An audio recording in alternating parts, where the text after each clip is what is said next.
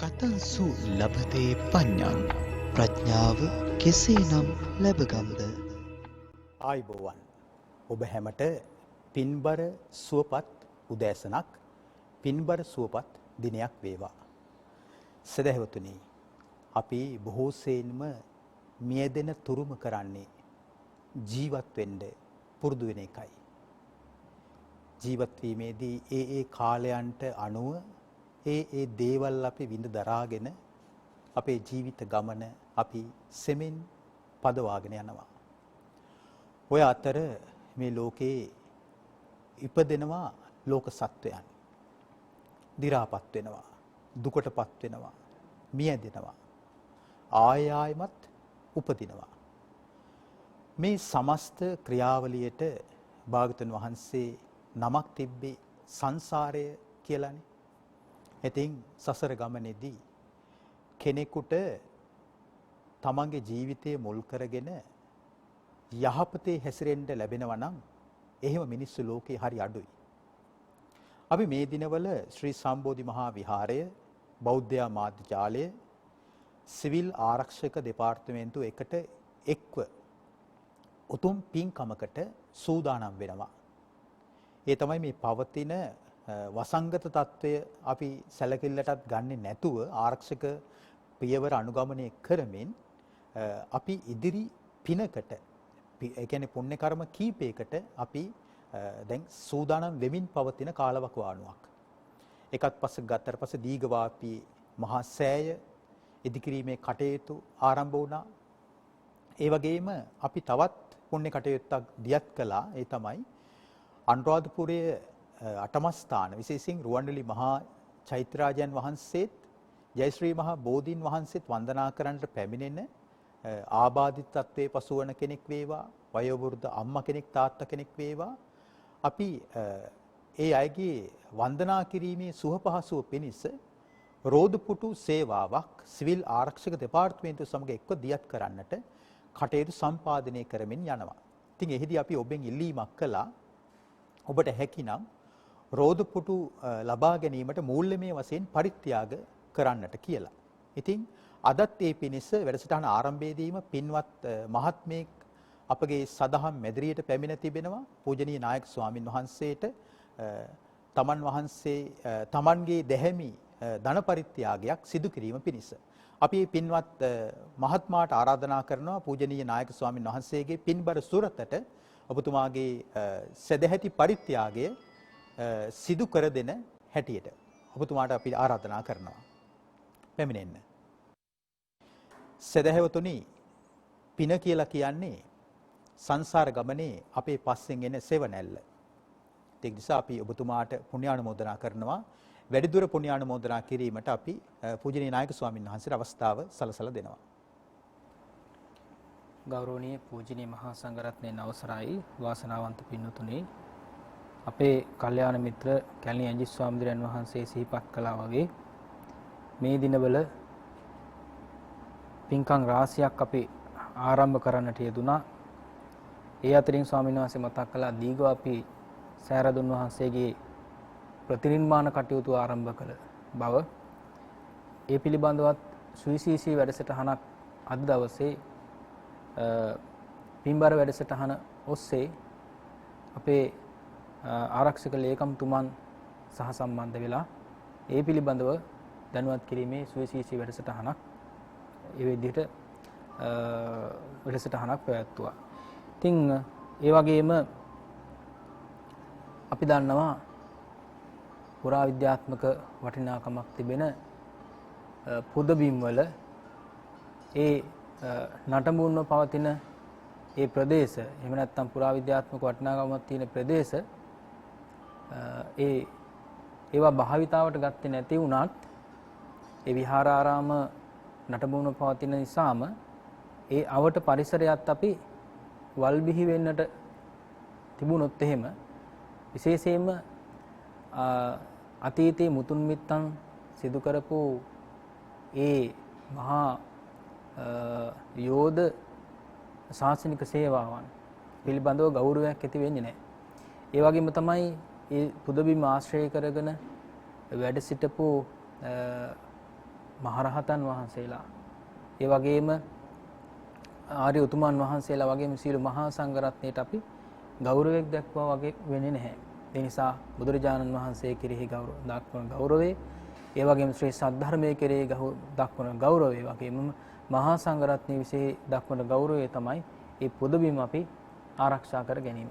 ඒ සම්බන්ධයෙන් විශේෂයෙන්ම අපි කල්පනා කළා සිවිල් ආරක්ෂක දෙපාර්තමේන්තුවේ අධ්‍යක්ෂකතුමන් ඒ විදිහට අපේ ආනන්ද පීරිස් මැතිතුමන් එතුමන් අපින් ඉල්ලීමක් කළා සිවිල් ආරක්ෂක බලකායේ ඒ නිලදරුවන් විසින් තමයි ඒ විදිහට ඒ ප්‍රදේශ සුද්ධ පවිත්‍ර කටයුතු කරන්නේ, පිරිසිදු කිරීම කටයුතු කරන්නේ, ඒවා රැක බලාගන්නේ.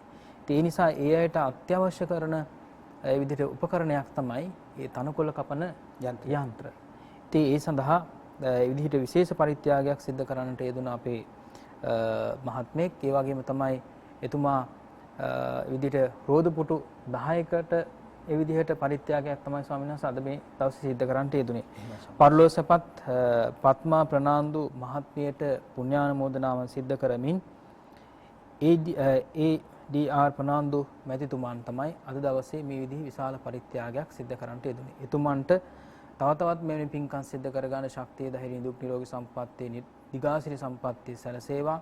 ඒ වගේම මේ පරලෝකීය ඒ ස්වාමි දියණිය පත්මා ප්‍රනාන්දු මහත්මිය ඇතුළු කොට ඇති පරලෝකීය සියලු දිනාටමත් මේ උතුම් පුණ්‍ය ශක්තිය නිවන් පිණිස හේතු වාසනා වේවා කියලා ප්‍රාර්ථනා කරමින්, ඒ වගේම මේ පින්කමට මේ දිනවල අපේ කාර්යාලයට කතා බහ කරලා විශේෂයෙන්ම මේ පිළිබඳව විමසලා දායක වන පින්නතුන් බොහොමයි.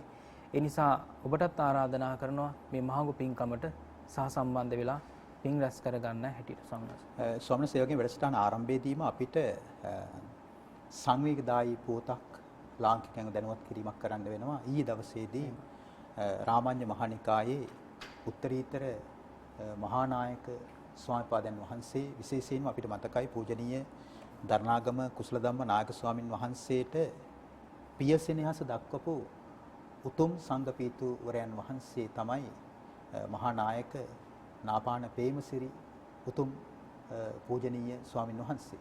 ඒක හරි සංවේගදායී අවස්ථාවක්. ඉතින් මහානායක ස්වාමීන් කොහොමද දැන් අපෙන් සමු අරගෙන අවසන් ස්වාමීන් වහන්සේ. ඒක නිසා මහානායක ස්වාමින් වහන්සේගේ අවසන් කටයුතු වලටත් අපි සම්බන්ධ වෙන්න ඕන වගේම තවත් පුවතක් දැනුම් දෙන්න ඕන. අද අපිට ළඟම අපේ ශ්‍රී සම්බුද්ධ විහාරයේ අසල් වාසියා වන අතිගරු අග්‍රාමාත්‍යතුමන් ශ්‍රී ලංකාවේ විධායක 5 වන ජනාධිපතිතුමන්ගේ අද ජන්මදිනය යෙදිලා තියෙනවා. ඉතින් අද හවස් කාලේ විශේෂ ආශිර්වාද පූජාවක් ස්වාමීන් වහන්සේගේ මූලිකත්වයෙන් විහාරස්ථානයේ පවත්වන්නට නියමිතයි. අපි ඒ ගැන ස්වාමීන් වහන්සේ කෙටියෙන් නමුත් සිහිපත් කිරීමක් කරලා අපේ වැඩසටහනට අපි යොමු වෙමු ස්වාමීන් වහන්සේ. අපේ ස්වාමීන් වහන්සේ මතක් කළා වගේ ඊටාම සංවේගජනක ඒ විදිහට සිදුවීම තමයි ශ්‍රී ලංකා රාමඤ්ඤ මහානිකායේ මහානායක ධූරයේ හොබවන්නට යෙදුණු අතිගෞරවනීය අග්ගමහා පඬිත නාපාන පේමසිරි මහානායක මාහිම්පාණන් වහන්සේගේ අපවත් වීම විශේෂයෙන් සම්මා සම්බුද්ධ ශාසනයට ඊටා විශාල මෙහෙවරක් උන්වහන්සේ විසින් සිද්ධ කරන්නට යෙදුණා. විශේෂයෙන්ම රාමඤ්ඤ මහානිකායේ ඒ නිකායක් විදිහට බබළුවන්නට යෙදුණු මහානායක ස්වාමීන්ද්‍රයන් වහන්සේලා අතරින් ඒ විදිහට වර්තමානයේ තුල ඊටා විශාල ශාසනික මෙහෙවරක් සිද්ධ කරන්නට යෙදුණා. විශේෂයෙන් තුන් නිකායේම මහානායක මාහිම්පාණන් වහන්සේලා වගේම සියලු මහා සංඝරත්නයට උන්වහන්සේ විශේෂයෙන්ම සංඝ නේතෘන් වහන්සේ නමක් බවට පත් වුණා. ඒ නිසා මහානායක මාහිම්පාණන් වහන්සේ ඊටා දීර්ඝ ආයුෂයක් වින්දනය කරන්නට යෙදුණා ස්වාමීන් වහන්සේ. එහෙම 99ක් ආයු වින්දනය ගත කරන්නට යෙදුණා. එතනම 7 වර්ෂයක් සම්පූර්ණ වෙන්න තිබුණේ බොහොම දින කීපයක් පමණයි ස්වාමීන් වහන්සේ. ඒ නිසා නායක ස්වාමීන්ද්‍රයන් වහන්සේට අපි ප්‍රාර්ථනා කරමු. නායක ස්වාමීන්ද්‍රයන් වහන්සේ ප්‍රාර්ථනා කරන්නට යෙදෙන යම් ඒ විදිහට තුන්තරා බෝධියකට පැමිණිලා උතුම් නිර්වාණ ශාන්තිය ළඟා කර ගන්නට හේතු වාසනා වේවා කියලා අපි සාදු කියලා ප්‍රාර්ථනා කරමු. ඒ වගේම නායක ස්වාමීන් වහන්සේ මට මතකයි නායක ස්වාමීන් වහන්සේ අභිනව ශ්‍රී සම්බෝධි මහා විහාරාධිපති තනතුරට පත් වුණාට පස්සේ අපි මහානායක ස්වාමීන් වහන්සේලා සියලු දෙනා වහන්සලාම දැකබලා ආශිර්වාද ලබා ගන්නට ගිය ගමනේදී අපි පූජනීය අපවත්ිය දාලා නායක ස්වාමීන් වහන්සේගේ විහාරස්ථානෙට අපි ගියා. ගියාට පස්සේ අපි කුසල ධම්මනායක ස්වාමීන් වහන්සේගේ පිළිබඳවත් කතා කරලා අපි සංවේග වෙලා මහානායක සංස්ථය ගැන දැනුවත් කරලා ස්වාමීන් වහන්සේ කිව්වා මහානායක ස්වාමීන් වහන්සේ අපේ ලොකු ස්වාමීන් වහන්සේ වන්දනා කරන්න අපිට පාලියෙන් ගාතාවක් හදා ගන්න ඕන කියලා කිව්වා. එතන මට මතකයි එවෙලෙම සංස් එවෙලෙම හිතලා. කියන්නේ ආයෙ කල්පනා කර කර හිටියේ එවෙලෙම හිතලා කිව්වා එහෙනම් මෙන්න මේ පද ටිකෙන් ආශ්පතුන් එහෙනම් වන්දනා කරනවා කියලා මට මතකයි ස්වාමීන් වහන්සේ කිව්වා ස්වාමීන් වහන්සේ ගෝලයා නිසා අම්මහකං ආචාර්යෝ බුද්ධ ශාසන ජෝතකෝ අනුමෝදිත්වා ඉමම් පුඤ්ඤං පප්පෝතු විපුලං සුඛං කියලා ස්වාමීන් වහන්සේට එවෙලෙම පද හතරේ ගාතාව හදලා දුන්න සංස මට අද වගේ මතකයි ඒක. එහෙම ස්වාමීන් වහන්සේ. ඒ වගේ උතුම් දැනුමක් සහ උතුම් මතකයක් වගේම හරි පරිණත ව්‍යක්ත විශාරද විනීත පුදුමාකාර මේ තපෝ ගුණයෙන් යුක්ත ශ්‍රමණ උත්තමයෙක් තමයි අපවත් වදාළ පූජනීය මහානායක ස්වාමීන් වහන්සේ. එහෙම ස්වාමීන් වහන්සේ. ඉතින් අපිටත් ඇත්තටම නිරන්තරයෙන්ම සොයා බලලා ආශිර්වාද කරන්න යුතුළු මහානායක මාහිමිපාණන් වහන්සේ නමක් ස්වාමීන් වහන්සේ. එහෙමයි ස්වාමීන් වහන්සේ. නැස අපි අග්‍රාමාත්‍යතුමන්ටත් ආශිර්වාද කිරීමක් මේ වෙලාවේදී කරන්න වෙනවා ස්වාමීන් වහන්සේ. එහෙම ස්වාමීන් වහන්සේ.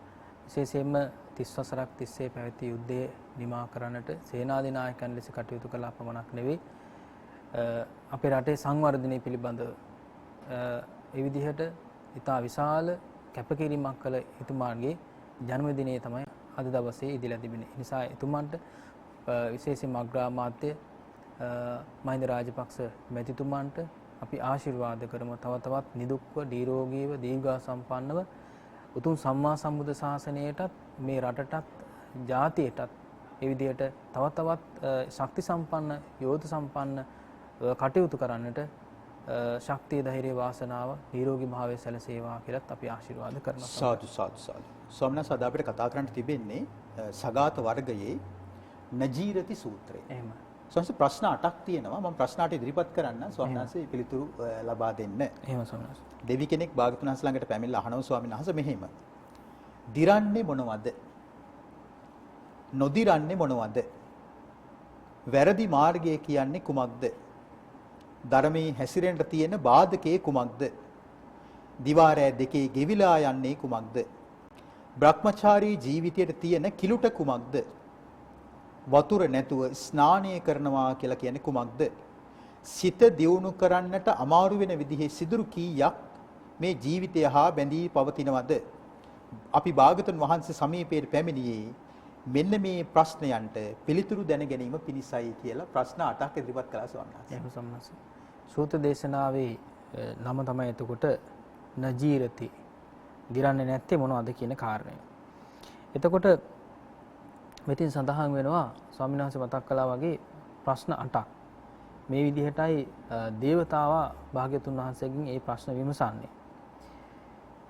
කිංසු ජීරති කිං නජීරති කිංසු උප්පතෝති උච්චති කිංසු ධම්මානං පරිපත්තෝ කිංසු රන්තින්දි වක්ඛයෝ කිං මලං බ්‍රහ්මචර්යස්ස කිං සිනාන මනමෝදකං කති ලෝකස්මින් චිද්ධානි යත්ත චිත්තං නතිට්ඨති භගවන්තං පුට්ටුමාගම්ම කතං ජානේ මුතං මයන්ති. සාදු සාදු.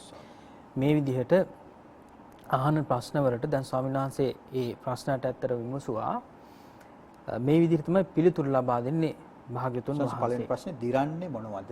එහෙම ස්වාමීන් වහන්සේ.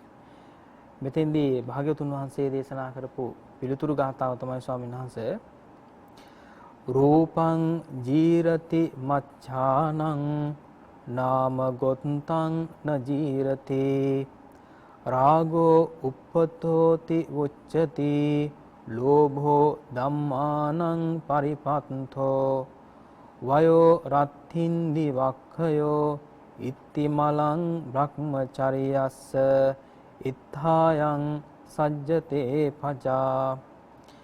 මෙතෙන් සඳහන් වෙන්නේ මොනවද ඒ විදිහට දිරන්නේ කියලා අහනවා. එහෙමයි සම්මාස. මොනවද දිරන්නේ?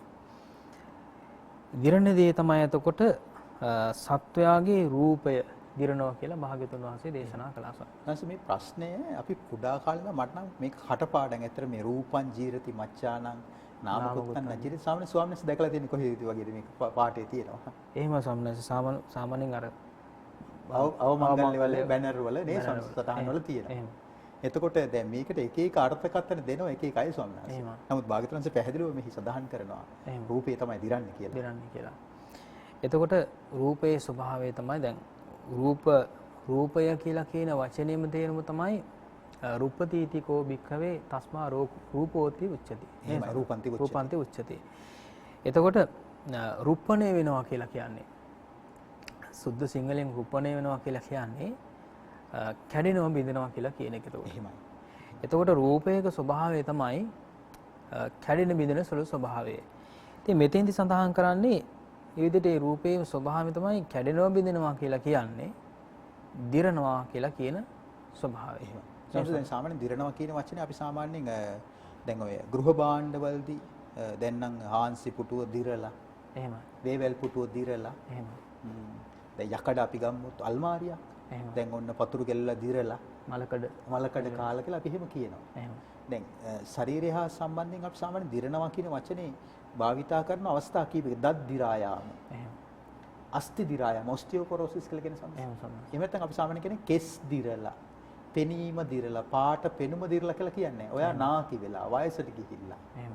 කියලා එහෙම කියනවා නේ සම්මත. එහෙම සම්මත. ඒ දිරා යාම කියන වචන එතකොට අර ප්‍රධාන වශයෙන් දෙකක් තමයි යෙදෙන්නේ අපේ ජීවිතය හා සම්බන්ධයෙන් සමාජයේ ප්‍රකටව. එහෙම සම්මත. එතකොට ඇත්තටම මේ අපිට ප්‍රධාන වශයෙන්ම දකින්න ලැබෙන ස්වභාවයන් ගැන විතරයි අපි දිරනවා කියලා කියන අර්ථයෙන් කතා කරන්නේ ශරීර සම්බන්ධයෙන්. එහෙමයි.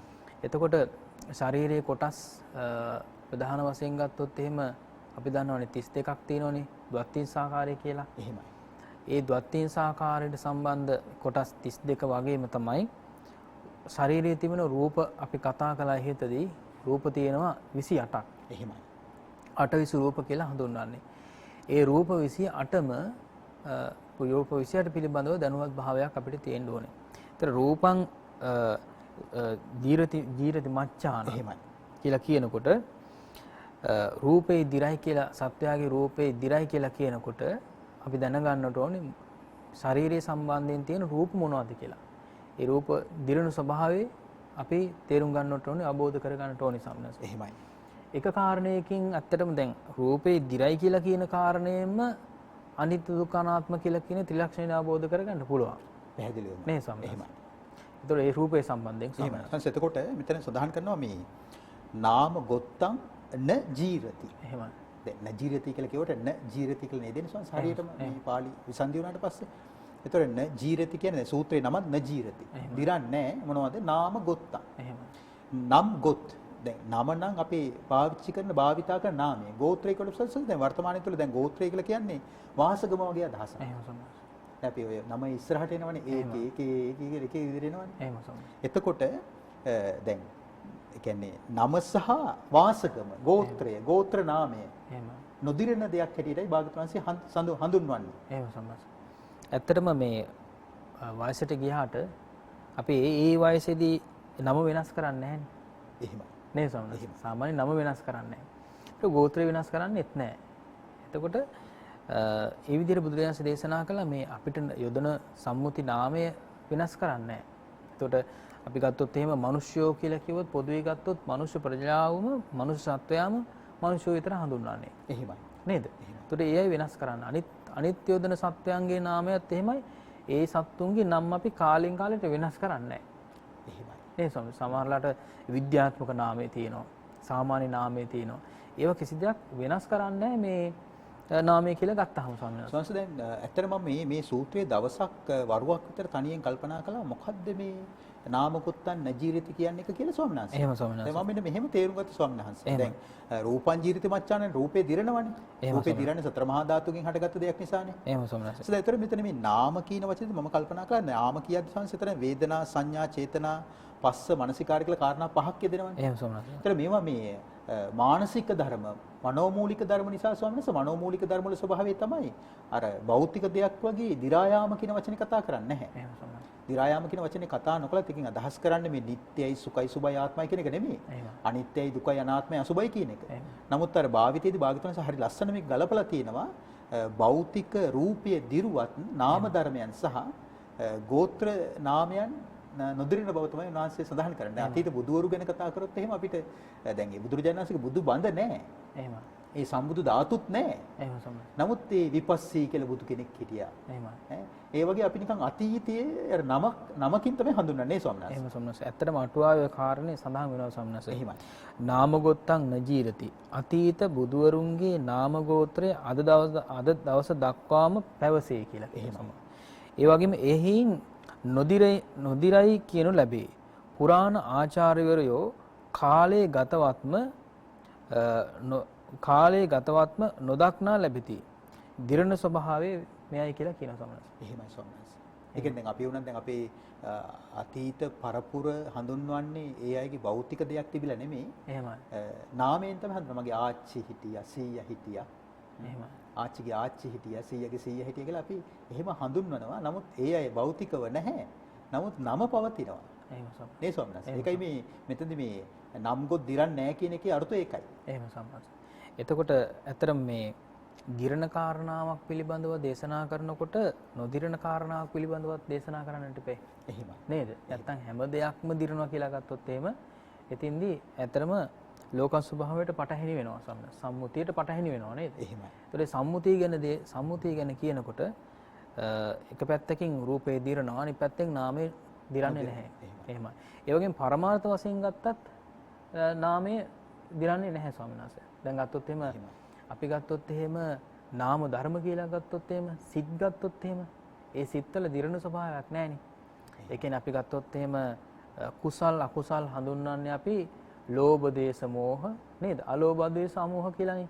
ඒවා එතකොට ඒවා දිරණ ස්වභාවයෙන් යුක්ත නැහැ. ඒවට හැම බුද්ධ ශාසනයකම හඳුන්වලා තින්නේ ඒ ස්වභාවයමයි. එහෙමයි. ඒ වගේම අපි ගත්තොත් එහෙම දැන් මිත්‍යා දෘෂ්ටික ආගමක වුණත් ඒගොල්ලෝ නාමය හඳුන්වන හිත හඳුන්වන්නේ ස්වාමීන් වහන්සේ. දැන් අපි ගත්තොත් එහෙම මේ දාර්ශනිකයොත් අපේ හිත ගැන කියලා තියෙනවා. ඇරිස්ටෝටල් වගේ දාර්ශනිකයෝ කියලා තියෙනවනේ නේද? එහෙමයි ඇරිස්ටෝටල්. එහෙම ස්වාමීන් වහන්සේ. හිතේ දැන් උඩු සිත, යටි සිත, නිදිගත් සිත වගේ ඒ වගේ කාරණා දේශනා කරලා මේ කියලා තියෙන ප්‍රකාශ කරලා තියෙනවනේ. ඉතින් ඒ දේවල් උනත් වෙනස් වෙන්නේ නැහැ. වෙනස් වෙන්නා කියලා කියන්නේ නාමය හඳුන්වලා තියෙන මානසික ස්වභාවය වෙනස් වෙන්නේ නැහැ. එහෙමයි ස්වාමීන් වහන්සේ. අන්ස අපි ගත්තොත් එහෙම දැන් නාම ධර්ම ගැන කතා කරද්දී ස්වාමීන් වහන්සේ දැන් පැරණි ගීත සාහිත්‍ය ගත්තොත් එහෙම මේ සාමාන්‍යයෙන් කියන්නේ අන්‍යාගමික අන්‍ය ජාතික ගායකයන් පවා ඇතැම් විට මේ බොදු බැති ගී ගායනා කරලා තියෙනවා. එහෙමයි. අපි ගත්තොත් අල්හාජ් මොහිදින් බේක් වගේ ගායකයෝ බුදුරජාන් වහන්සේගේ ගුණ සහිත ගීත තමයි ගායනා කළේ. අනික අද වගේ ඒ 60 70 80 දශකවල මේ වගේ දේශපාලන අන්තවාදයක් තිබ්බේ නැහැ. දැන් දේශපාලනයේ සොම්ස අන්තවාදය ඇති වුණේ ඇත්තටම Tamanට ඡන්ද ටික වැඩි කරගන්න. අංශ මේ එක්තරා ගීතක තියෙන මේ සූත්‍රයේ තියෙන මුල් පාට දෙක. කියන්නේ නාමෙ නොදිරනා කුණු කය දිරනා. අරුමේකි සෝභා සංසාරේ. ඒතර බලන්න බණපදේ අරගෙන තමයි මිනිස්යන්ට ඒ කියන්නේ සංගීතයේ හිතට කාවක් දාන්නේ. ඒතර සංගීතයේ තුලින් මිනිස්යන්ට හිතන්න දෙයක්ත් ලැබෙනවා නේ සම්මත. එහෙම සම්මත. ඇත්තට මේ නාමය සහ රූපය අතර තියෙන සහසම්බන්ධතාවය පිළිබඳව අපි සාමාන්‍ය මේ අපිට දැනෙන විදිහට අපි තේරුම් ගන්නට ඕනේ. එහෙමයි. කියන්නේ ඒ දැනීම අවබෝධය කරා රැගෙන යන්නට ඕනේ සම්මත නේද? එතකොට අපි ගත්තොත් එහෙම මේ නාම රූප දෙකක් අතර සම්බන්ධයක් නෙමේ ජීවිතේ තියෙන්නේ. එහෙමයි. ජීවිතය කියලා කියන්නේ නාම රූප දෙකට. එතකොට එක පැත්තකින් යමක් ස්ථිරව තියෙනකොට අනිත් එක අස්ථිර වෙනවා. එකක් ස්ථිරව තිබිලා අනිත් එක අස්ථිර වෙනකොට තමයි ඇත්තටම එතන ඇති වෙන්නේ නොගැලපීමක්. එහෙමයි. නොගැලපීමක් ඇති වෙනවනේ. නොපැහැීමක් ඇති වෙනවනේ. ඉතින් හැම වෙලාවෙම උත්සාහ කරනවා මේක පාහන්න. එහෙමයි. නේද? පැහැීමක් ඇති කරන්න උත්සාහ කරනවා. හැම වෙලාවෙම නාමය උත්සාහ කරන රූපයත් එක්ක එකතු වෙන්න. එහෙමයි. රූපය උත්සාහ කරන නාමයත් එක්ක එකතු වෙන්නේ. නමුත් මේ දෙන්නට පෑහෙන්න දෙන්නේ නැත්තේ විඥානයේ විසින්. විඥානයේ විසින් ස්වාමීන් මොකද යම් තැනක නාම රූප තියෙනවා නම් එතන විඥානීය තියෙනවමනේ ස්වාමීන් වහන්සේ. එහෙමයි. එතකොට මේ දෙක ගලපන්න බෑ නේද? ඉතින් එතකොට එක පැත්තකින් අර ඒ ගස්ඨනයක් ඇති වෙන්නේ ගැටීමක් ඇති වෙන්නේ රූපයත් සමග ගැටීමක් ඇති වෙන නාමය උත්සාහ කරන හැම වෙලාවෙම මේ රූපේ එක විදිහකට තියාගන්න නේද? ඒ නමුත් ඒ විදිහට ලෝභ ද්වේෂ මෝහ අලෝභ ද්වේෂ මෝහ කියලා කියනවා ඒ විදිහට ඒවත් ඇත්තටම අනිත්‍යයි කියලා බුදුරජාණන් දේශනා කළා නේද? ලෝභය අනිත්‍යයි, ද්වේෂය අනිත්‍යයි, මෝහය අනිත්‍යයි කියලා. ඒකට අලෝභ ද්වේෂ මෝහ කියලා කියන්නේ කුසසිතත් වෙනස් වෙනවා කියලා දේශනා කළානේ ස්වාමීන් වහන්සේ. පැහැදිලිවම. නේද? ඒ නිසා දැන් ආර්ය අෂ්ටාංගික මාර්ගයත් හේතුඵල දහමටයි තියෙන්නේ. එහෙම ස්වාමීන්. දැන් භාගතුන්ස් දේශනා කරනවා මේ අග්ගප්පසාදකින සූත්‍රයේදී යම් කිසි සකස් වෙච්ච දේවල් අතර උතුම්ම දේ තමයි කියන ආර්ය අෂ්ටාංගික මාර්ගය. ඒතර සකස් වෙච්ච දේක ස්වභාවය උපාදෝ පඤ්ඤායති වයෝ පඤ්ඤායති තිතස්ස අඤ්ඤතත්තම් පඤ්ඤායති කියන ලක්ෂණ තුනනේ ස්වාමීන් වහන්සේ. සංකත ලක්ෂණ තුන. ඒතර ආර්ය අෂ්ටාංග මාර්ගයත් සංකතයක් තමයි. නමුත් සංකත අතර අග්‍රම සංකතය කියනවා ආර්ය අෂ්ටාංග මාර්ගය කියලා කියන්නේ. මොකද ඒ සංකතයේ තුල අපිට නිවන් අවබෝධ කරගන්න පුළුවන් වෙන නිසා. එහෙම සම්මත. එතකොට ඇත්තටම ස්ථිරව නොනැසෙන දේ, ස්ථිරව මේ විදිහට පවතින දේ මොකක්ද කියලා අවබෝධ කරගෙන එතෙන්ට යන්න කියන එකට එතෙන්ට පත් වෙන්න කියලානේ බුදුරජාණන් දේශනා කළේ. ඒ නිසා තමයි ඇත්තටම නාම රූප පරිච්ඡේද ඥානේ උදේවේ ඥානය විදිහට උද්‍යප්පයානුපස්සනා ඥානය පිළිබඳව හොඳ අවබෝධයක් ඇති කරගෙන ඒ විදර්ශනා ඥානය පහළ කරගෙන ඊළඟට පුළුවන්කම ලැබෙනවා මේ දෙන්නගේ සහසම්බන්ධතාවය නැති කරලා මේ දෙන්නගේ සම්පූර්ණ නිදහස් වෙන්න. ඇත්ත අවබෝධ කරගන්න. ඇත්ත අවබෝධ කරගන්න. ඒ අවබෝධ කරගන්න ස්වභාවය තමයි මාර්ගඵල කියලා කියන්නේ සම්මාස. එහෙමයි. සංස ඒ වගේම තව ප්‍රශ්නයක් අහන තුන්වෙනි ප්‍රශ්නය වැරදි මාර්ගය කියලා කියන්නේ කුමක්ද? එහෙම සම්මාස. එතනින් වැරදි මාර්ගය කියලා කියනකොට මෙතන පිළිතුර තමයි රාගය නොමගයයි කියනු ලැබේ. එහෙමයි. එතකොට කෙනෙක් නොමග යන්නේ කෙනෙක් නොමග යනවා නම් මඟ ගමන් කළා යම් කිසිම නොමග යනවා නම් රාගය නිසාමයි කියලා කිව්ව බුදුන් දේශනා කළා ස්වාමීන් වහන්සේ. එහෙමයි. සංස මම දැන් අද උදේ ඇත්තටම මේ මූලික පොතේ පෝස්ට් එකක් දැම්ම ස්වාමීන් වහන්සේ දැන් කෙනෙක් දැන් පිරිසිදුයි කියලා ප්‍රතිඥා දෙන්න පුළුවන්. එහෙමයි. ඒතර කෙනෙක් පිරිසිදුයි කියලා තව කෙනෙක් අපිරිසිදුයි කියලා ඒ කෙනාගේ හිත තලන්නත් පුළුවන්. එහෙමයි. ඇත්තටම දැන් අපිව හොවා දක්ව ගත්තත් අපි පිරිසිදුයි බාහිරව අපි හෙලා දැක්කත් අපිරිසිදුයි කියලා කෙනෙක්ව කිලිටි කරන කාරණා පහක් අපේ ජීවිතය හා බැඳී පවතිනවානේ. කාම ආසාව, කිපෙන ගතිය, නින්දට ඇලුම් කිරීම, හිතේ විසිරීම සහ පසුතැවීම වගේම සැක සංකා. ඒතර මේ පංච නීවරණ තියෙන තාක්කල් ස්වාමීන් වහන්සේ කෙනෙක් කොච්චර වතුර නාලා ලස්සනට හිටියත් මානසික පිරිසිදු බව නම් ඇති කරගන්න බැරි වෙනව නේ ස්වාමීන් වහන්සේ. පංච නීවරණ නිසා. එහෙමයි. නීවරණ කියලා කියන්නේ නිවන ආවරණය කරන ධර්ම එහෙමයි. කියලා කියන්නේ ඒකයි ස්වාමීන් වහන්සේ. මෙතන විස්තර කරන්නේ වැරදි මාර්ගය කියන්නේ කුමක්ද? රාගයට තමයි වැරදි මාර්ගය කියලා කියන්නේ. එහෙම ස්වාමීන් වහන්සේ. එතකොට අපි කියනවනේ දැන් රූප රාග, අරූප රාග නේද? එහෙමයි. කියලා සඳහන් කරන්නේ. එහෙම රාගිකුත් තියෙනවා. එහෙම රාගිකුත් තියෙනවා සම. ඒ කියන්නේ මේ කාම ලෝකයේ හා බැඳී පවතින රාගය විතරක් නෙමෙයි. එහෙමයි.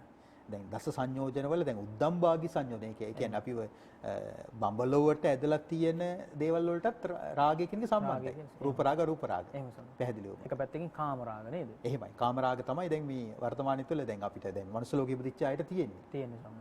ඒතර අරූප රාග ස්වභාවය ඇති වෙනවා. එතකොට අරූප රෝග වලට බ්‍රහ්මතලයේ ඉන්නේ. බ්‍රහ්මතලයට ඇලුම් කිරීම. ඒ කියන්නේ බ්‍රහ්ම ලෝකේ රාගය නැහැ. නමුත් අර අරූප ලෝකේ හිත බැඳිලා තියෙන අර රූප රාගය අරූප රාගය කියන එක තියෙනවා. කැමැත්ත. එහෙමයි. ඒක අපි වෙනව ගැඹුරින් තේරුම් ගන්න ඕනේ. එහෙම සම්මාස. ඒ වගේ තව ප්‍රශ්නයක් අහනවා. ಗುಣධහමේ හැසිරෙන්නට තියෙන බාධකේ කුමක්ද කියලා අහනවා. ඒත් දැන් මේ බුදුරජාණන් පිළිතුරු දෙන නිසා ගුණධර්ම රකින්න තියෙන බාධාව තමයි කියන ලෝභකම කියලා කියන්නේ. එහෙමයි. ලෝභකම ගුණධර්ම දියුණු කරන්න බාධා පිණිස පවතින්නේ කොහොමද ස්වාමීන් වහන්සේ? එහෙම සම්මත. දැන් මෙතෙන් සඳහන් වෙනතර ලෝභයේ දහමුන්ට උවදුර වේ කියලා. එහෙමයි. එතකොට කෙනෙක් අපි ඇති කරගත්තොත් එහෙනම් තමන්ටම තමන් ලෝභයක් ඇති කර ගන්නවා නම් දැන් මෙතෙන්දි දේශනා කරන්නේ මේ දෙන්න කියලා කියන මානසිකත්වයක් ඇති වෙන්නේ නැත්තම් නේ දීම කියලා කියන මානසිකත්වයක්. ඒ කියන්නේ පරිත්‍යාගය. පරිත්‍යාගය.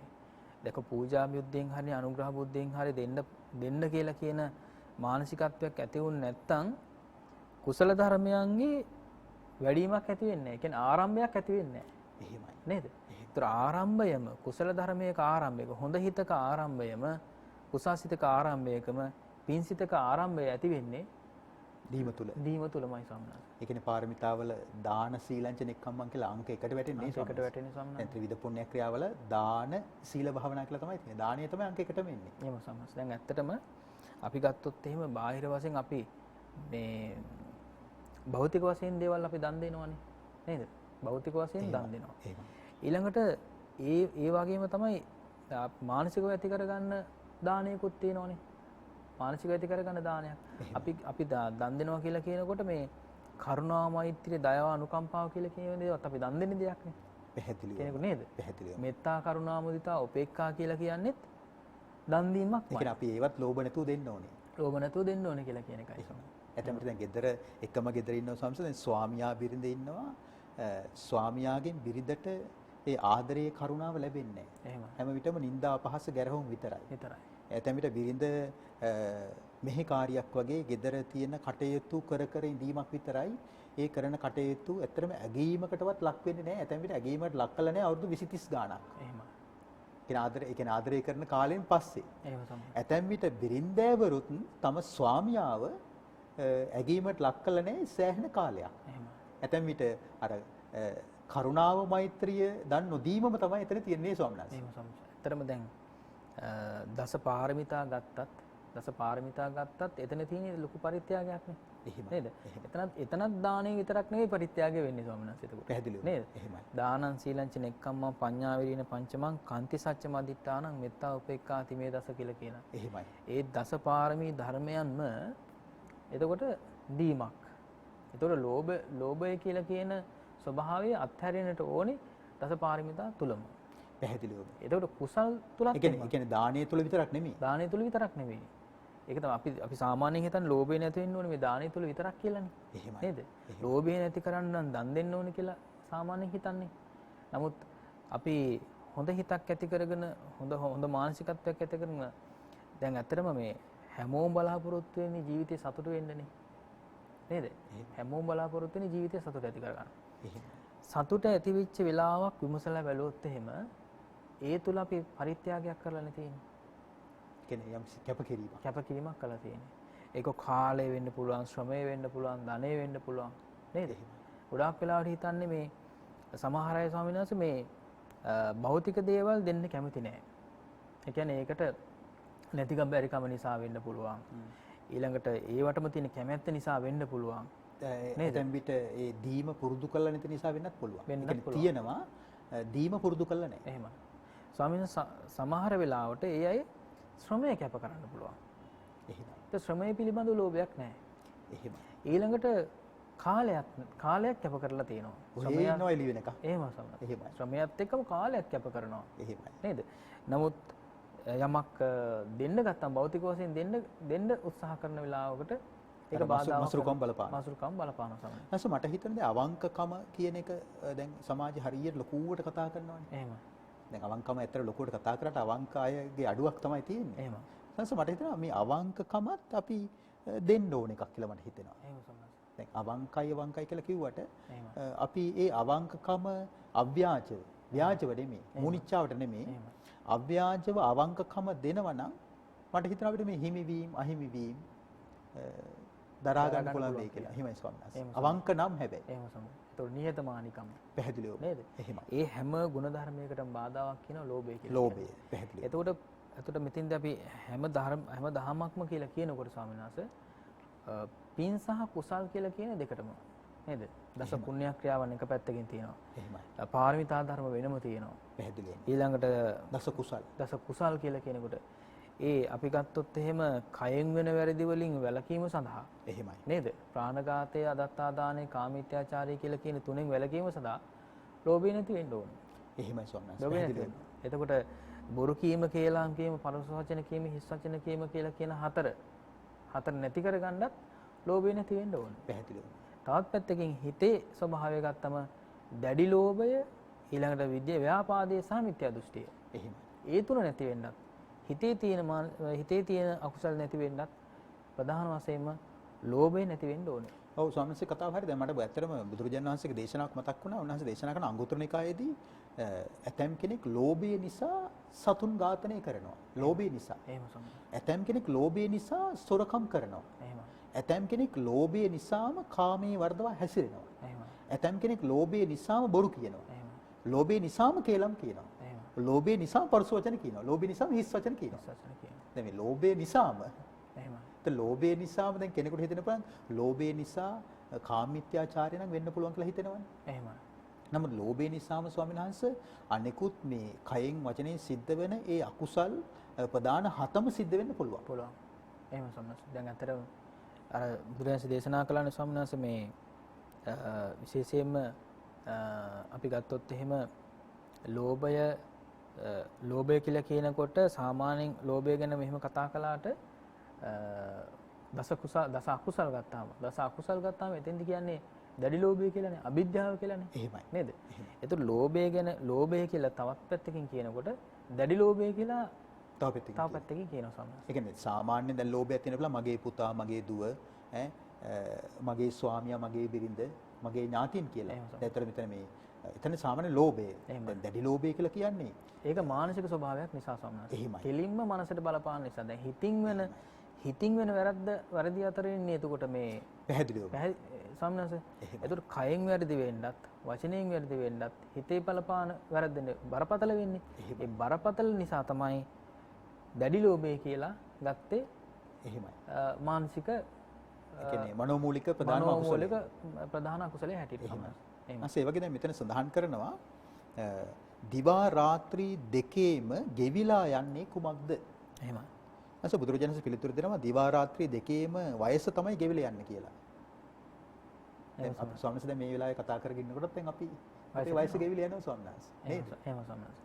එතකොට වයසට යනවා කියලා කියනකොට අපේ මොහොතින් මොහොත අර දිරණ ස්වභාවයටපත් වෙනවා. එහෙම නැත්නම් ජීවිතයේ වරදත්වයටපත් වෙලා ඊළඟට මරණයට ලං වෙනවා කියලා කියන එකනේ. එහෙමයි. ඒ සමහර ඉපදීමේ ඉඳලා වයසට යන තක්ම එහෙම නැත්නම් මරණයටපත් වෙනකම්ම ඒ විදිහට රෑ දවල් දෙකේ ගෙවෙන ස්වභාවය තමයි එතකොට වයස කියලා කියන්නේ.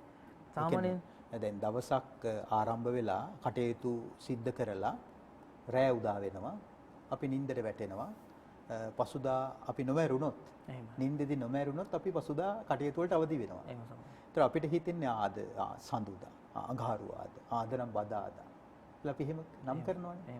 නමුත් මේ ජීවත් වෙන්න තියෙන දවසක් අඩු වුණා කියලා අපිට හිතෙන්නේ නැහැ. ආද බදාදානේ. බලන්නකො මේ මාසෙත් ඉවරුණානේ. බලන්නකො මේ අවුරුද්දත් ඉවරයි කියලා අපි කිව්වට මේ ආවුස ඉවරුණානේ කියන එක අපි හිතට බොහෝ විට දෙන්නේ නැහැ සංසපණිවිඩේ. අපි ඒකට හරි හොරයි. තවත් පැත්තකින් සම්මත ගත්තොත් එහෙම අපි අතර මේ ශාරීරික කොටස් ගෙවෙනවනේ. නේද? එහෙමයි. ශාරීරියේ සමහර කොටස් ගෙවුනාට පස්සේ සම්මත මේ බාහිර වශයෙන් કૃතිම දේවල් අපි එකතු කර ගන්නවා. නේද? දත් ටික ගෙවෙන නිසා තමයි දත් ටික දිරන නිසා දත් ටික ගෙවෙන නිසා තමයි දත් ටිකක් දාගන්නේ. පැහැදිලිවම. නේද? එහෙමයි. තවත් ගෙවෙන ඒවා තියෙනවනේ ධනිස් පොල් කටු වගේ. නේද? ඒ වගේ මේ ශරීරේ අස්ති පවා දානනේ සම්මත. එතකොට මේ දේවල් ශරීරයේ අපිට පේන්නේ මේ ගෙවෙන දේවල් වලට ශාරීරික වශයෙන් අපිට ශරීර කොටස් දාන්න පුළුවන්. එහෙමයි. ඒ දාන්න බැරි කොටසුත් තියෙනවා. එහෙමයි. ගෙවෙන කොටස් තියෙනවා සමහර ඒවා දාන්න බෑ. එහෙමයි. විශේෂයෙන් දැන් අපි ගත්තොත් එහෙම දැන් අපිට දැන් මේ නිවැරදිව හිතන්නට පුළුවන් ස්වභාවයේ අහිමි වුණාට පස්සේ එහෙමයි. ඒකට උපකරණයක් නැහැ නේ ස්වාමීන් වහන්සේ. එහෙමයි. දැන් භෞතිකව ස්වාමීන්සේකෝගේ දැන් ධනිස් පොල් කට්ට ගෙවුනොත් ධනිස් පොල් කට්ටක් දාන්න පුළුවන්. එහෙමයි. අස්තියක් ගෙනුත් අස්තියක් දාන්න පුළුවන්. දත් ටික ගැලවිලා ගියොත් දත් කුට්ටමක් දාන්න පුළුවන්. ඇහැක්ුණත් කාචයක් බද්ධ කරන්න පුළුවන්. කනටත් උපකරණ තියෙනවා. නමුත් දැන් මේ මානසික නිවැරදි මානසික ස්වභාවයේ දුබල වුණොත් ඒකට නම් ස්වාමීන් වහන්සේ බාහිර භෞතික උපකරණයක් මේ රනින් රිදියෙන් ලියෙව්වත් හයි කරන්න පුළුවන් කමක් නැහැ ස්වාමීන් වහන්සේ. එහෙම.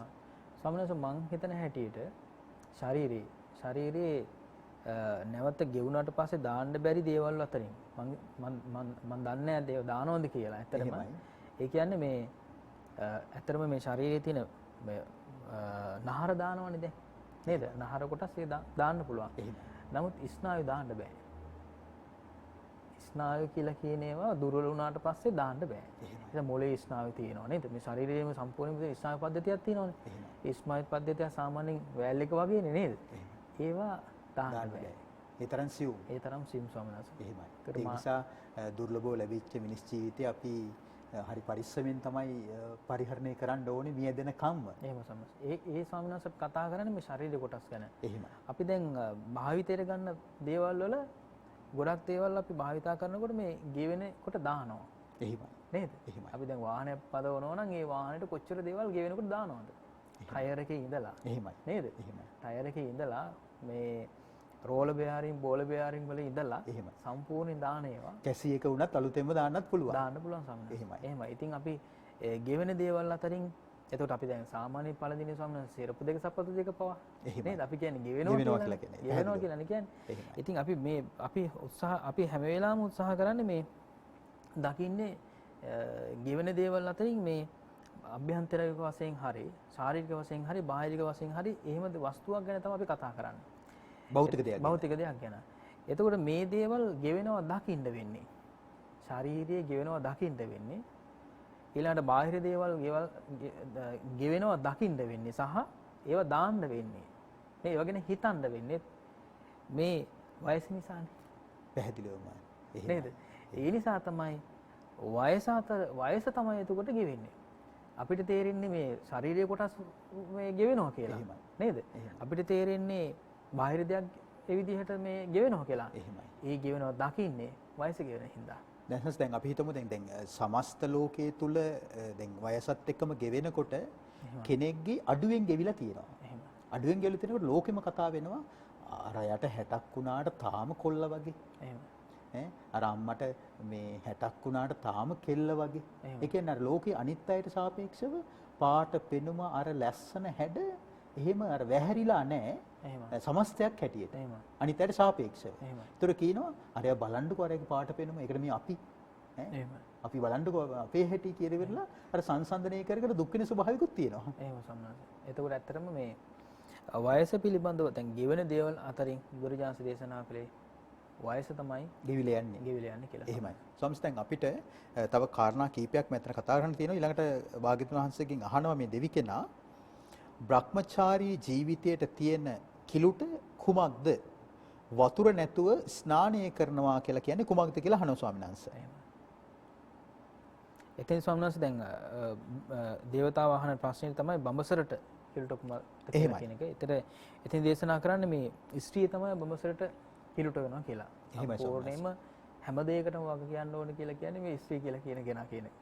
එහෙම කිව්වොත් සංසේ එයි දුකටපත් වෙන්න පුළුවන්. ඇත්තටම දැන් මෙතන බ්‍රහ්මචාරී බව කියලා කියන්නේ ඇත්තටම නිවන් මාර්ග කියන එක ස්වාමීන් වහන්සේ. එහෙමයි. ඒතර දැන් නිවන් මාර්ග ගමන් කරද්දී ඇත්තටම දැන් භික්ෂුන් වහන්සේලා අරමුණු කරගෙන කරපු දේශනාවක් වෙන්න ඕනේ මේක අනිවාර්යයෙන්ම මේ දෙවි කෙනා අහන්න ඇති ප්‍රශ්නේ. නමුත් ස්ත්‍රියක් වුණත් පුරුෂයෙක් වුණත් ස්වාමීන් වහන්සේ දැන් අපි පුරුෂ පාර්ශ්වය හැටියට ස්ත්‍රීන්ව පහත් කොට කතා කරන එක අපේ පිරිමිකමට ගැලපෙන දෙයක් නෙමෙයි.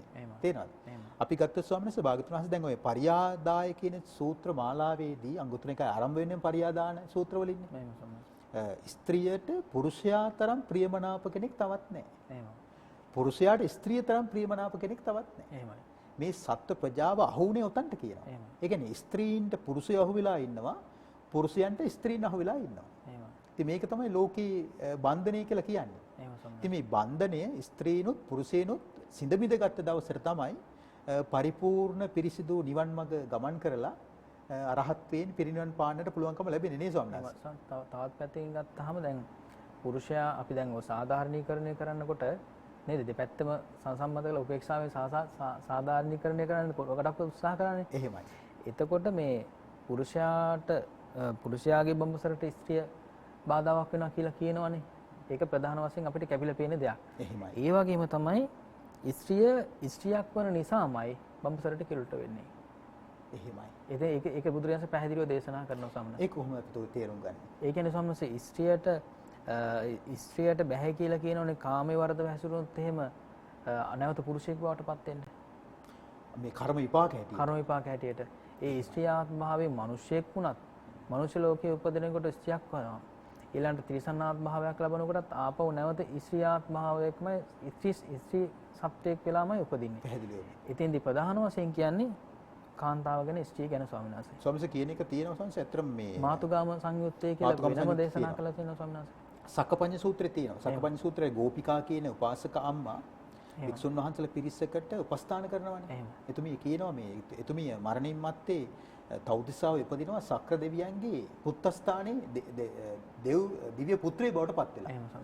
ඒතර දිව්‍ය පුත්‍රයා කියනවා මම ස්ත්‍රී චිත්තයේ බැහැර කොට බඹසර සිල් ආරක්ෂා කරලා කියනවා දිව්‍ය පුත්‍රයෙක් බවට පත් උනේ.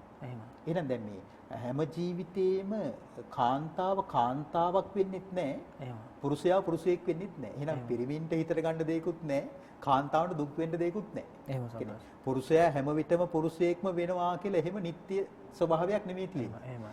ස්ත්‍රිය හැම විටම ස්ත්‍රියක් වෙනවාම නෙමෙයි. ස්ත්‍රියකට පුරුෂයෙක් වීමට අවශ්‍ය නම් පින්නතුනේ බඹසර සිල් සුරකින්න කියන්නේ උපෝසත සිල් රකින්න ඕනේ. අෂ්ටාංග උපෝසත සිල් ආරක්ෂා කරාට පස්සේ ඒක ස්ත්‍රීත්වයෙන් ඔබට අත්මිදිලා මත්ෙහි පුරුෂාත්ම භාවයක් ලබන්නට හේතු වන මහානීය කුසලයක් බවට පත් වෙනවා.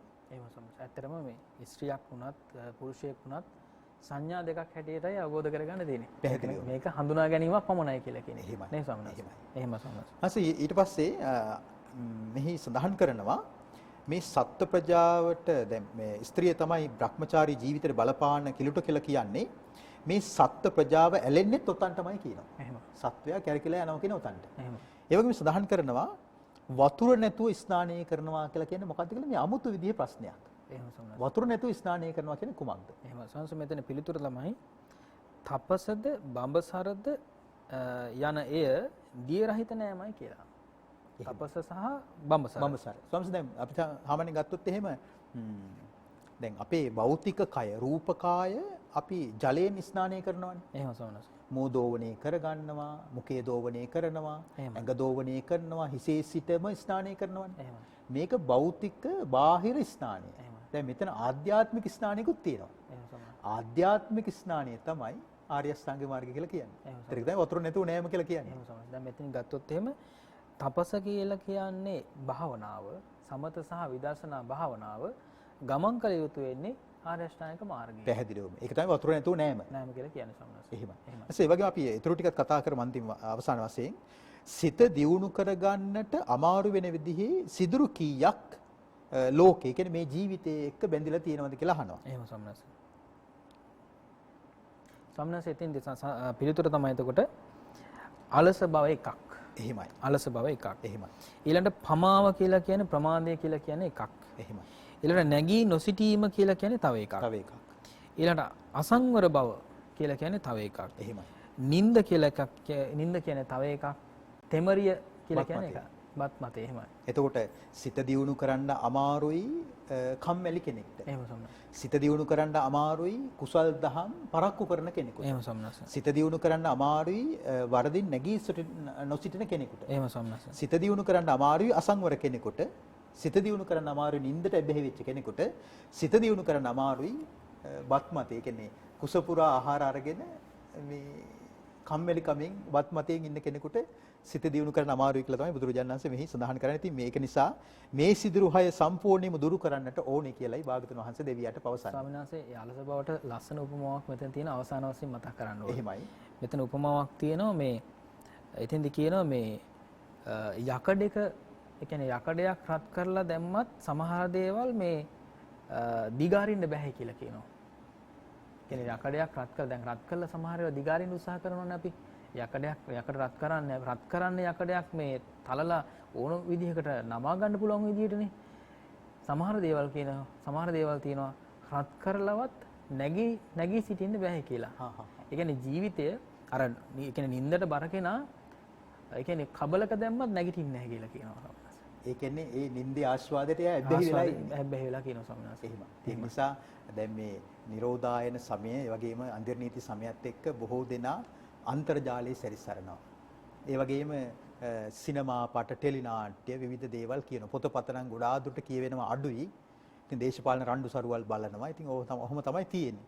කොහොම වුණත් ඔය අතර සංස අපි නොදැනුවත්වම නින්දට ඇබ්බැහි වීමත් අපි කරා පැමිණිලා තිබෙනවා. ඒක නිසා බුද්ධ ශ්‍රාවකෙක් හැටියට අපිට අනුස්සති භාවනා භාගතුන් වහන්සේ දේශනා කරලා තියෙනවා. ඒක නිසා අනුස්සති භාවනාව තුළින් හිතේ ප්‍රමුදිතභාවය ගොඩනගාගෙන කුසලයේ තුල හිත සමාධිගත කරගෙන ඔබට යථාර්ථය දකින්නට මේ ධර්ම කොටාසය, ඒ කියන්නේ නජීරති සූත්‍ර දේශනාවෙන් අපි විසින් රැස් කරපු හැම පිනක්ද හේතු වාසනා වේවා කියලා අපි සාදු සිතින් පින් අනුමෝදන් වෙමු. සාදු සාදු සාදු.